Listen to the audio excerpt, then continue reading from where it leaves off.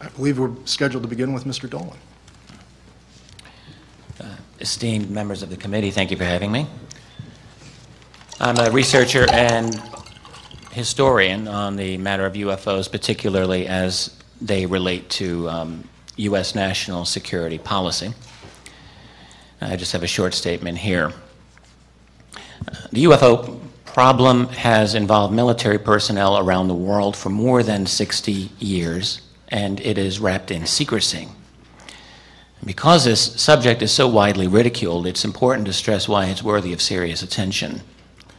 Stories of strange objects in the sky actually go far back in time, but from the 1940s to our own era, military personnel from the United States and many other nations have encountered unidentified flying objects, visually or on radar or both, sometimes at close range.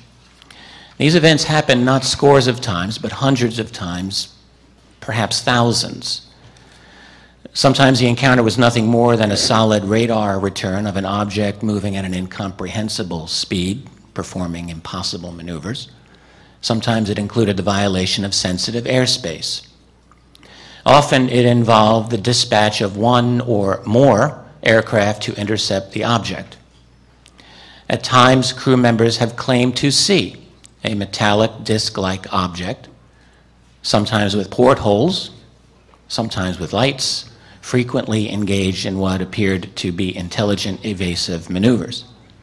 In a very few cases, it appears to have involved the military retrieval of a UFO.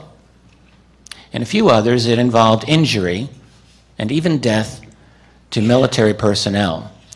And in a very large number of recorded instances, military personnel who encountered UFOs were adamant that they did not see a natural phenomenon. This is clearly a serious development, and it has been treated as such by those groups charged with maintaining national security. The CIA, the NSA, and all branches of military intelligence have historically received UFO reports and discussed the matter as something of serious concern. And yet, the military and other branches of government have created the fiction, for public consumption only, that the UFO problem is nothing to be concerned about, certainly not the result of little green men. We are fortunate that starting in the 1970s, the U.S. Freedom of Information Act began to help researchers learn some of the truth that lay behind the facade of propaganda. We learned, for example, that some U.S. military analysts initially feared that the Soviet Union might be behind the flying saucer wave of the 1940s and 50s.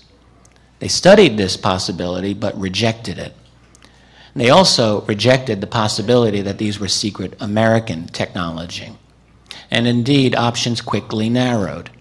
Either this was something real and alien, or it was something conventional but as yet unknown or unexplained. Already by the end of 1947, a contingent of analysts at the Air Technical Intelligence Center, ATIC, at Wright-Patterson Air Force Base, believed that UFOs were extraterrestrial. And by the summer of 1948, that team prepared what they called an estimate of the situation, stating the extraterrestrial hypothesis. The response: the team was dispersed and reassigned. Yet, thanks to FOIA and the courage of a few senior officials to go on the record, we have a collection of statements about UFOs that are so numerous as to be impossible to mention all of them here. But a few might give you an appropriate flavor of what I mean. Here is one from General Robert B. Landry, Air Force aide to President Harry S. Truman. Landry says, in an oral history interview given about 40 years ago, "I was called one afternoon in 1948 to come to the Oval Office. The President wanted to see me. I was directed to report quarterly to the President after consulting with Central Intelligence people as to whether or not any UFO incidents received by them could be considered as having any strategic threatening implications." Landry went on to say that he continued to brief President Truman in conjunction with the CIA quarterly for the rest of the Truman presidency. That's no less than 16 briefings. We might want to know why a man as busy as President Truman was, why he would take the time out of his schedule to have so many meetings about UFOs. And yet we have no official transcript or record of those briefings. This is a statement from a top secret 1948 Air Force intelligence report called Analysis of Flying Object Incidents in the U.S. Quote, "The frequency of reported sightings, the similarity in many of the characteristics attributed to the observed objects, and the quality of observers considered as a whole support the contention that some type of flying object has been observed. The origin of the devices is not ascertainable." And just two more quotations here I want to give you. An Air Force intelligence report from 1951 relating to an aerial encounter by a U.S. fighter pilot. Object described as flat on top and bottom and appearing from a front view to have round edges and slightly beveled. Quite a bit of detail there. No vapor trails or exhaust or visible means of propulsion, described as traveling at tremendous speed.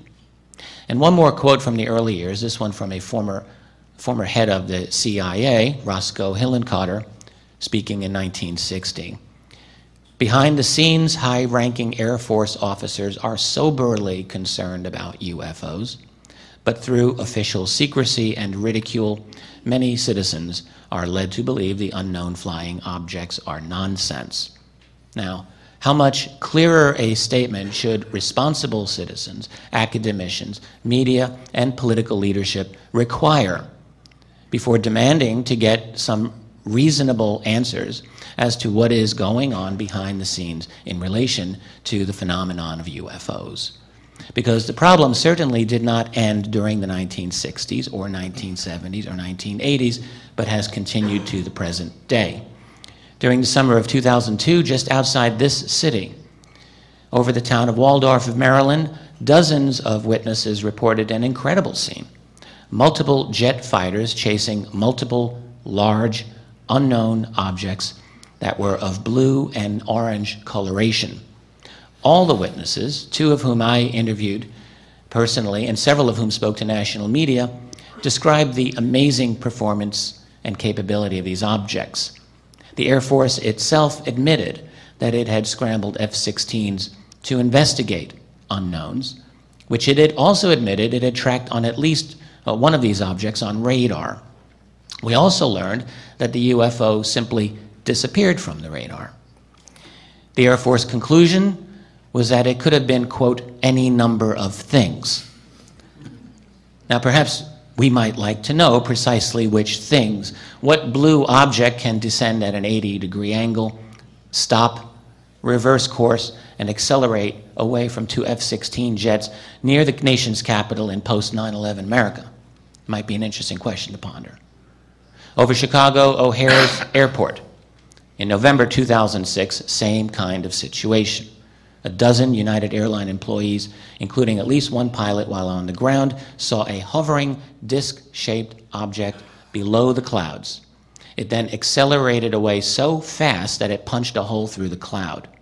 United ordered its employees to silence, but one of them reported the event anyway.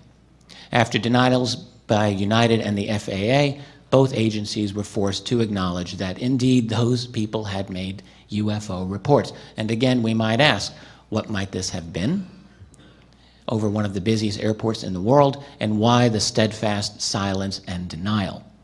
These are only some of the better-known recent cases. There are, in fact, an overwhelming number of them.